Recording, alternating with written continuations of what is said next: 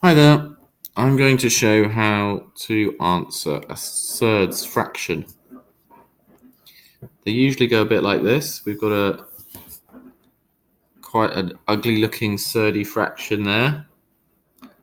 And it wants us to turn it into that little thing there, which is a number plus a constant times root 2. So how do we go about it? Well, the first thing I'm going to do is just write down my fraction nice and big. Okay, the next thing I'm going to do, the only thing I can do really is multiply this fraction. But the only number I can multiply it by is 1.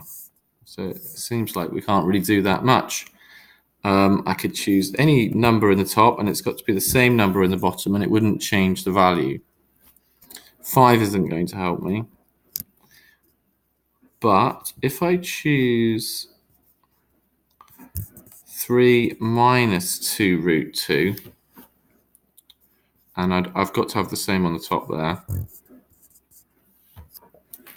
It's a bit of a weird looking 3. Now that's going to work, and the way I do it is I always just change the plus to a minus or the minus to a plus, and all of the other numbers stays the same. Now we're going to get going and multiply that out. I'm going to try and get it all done in one go here. I'm just going to stick to FOIL first, and I'm going to do the bottom one.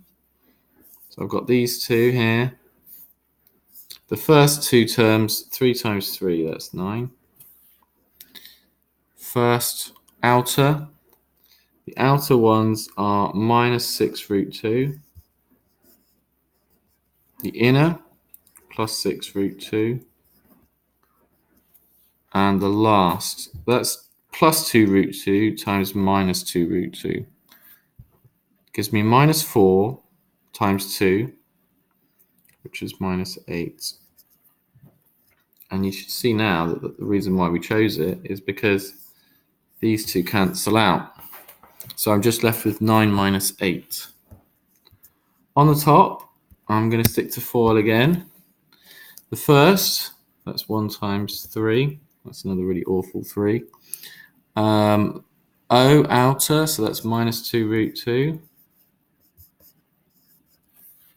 Inner is 12 root 2 plus.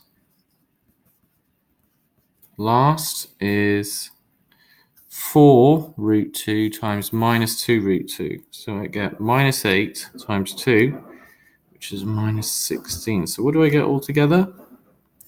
Well, the bottom fraction is just 1. And I collect up my terms on the top. I've got constant numbers are 3 minus 16, which is minus 13. And the multiples of root 2 is minus 2 plus 12, which is plus 10 root 2. So I don't really need the 1. And then that tells me that P is minus 13 and Q is 10. That's it. All done.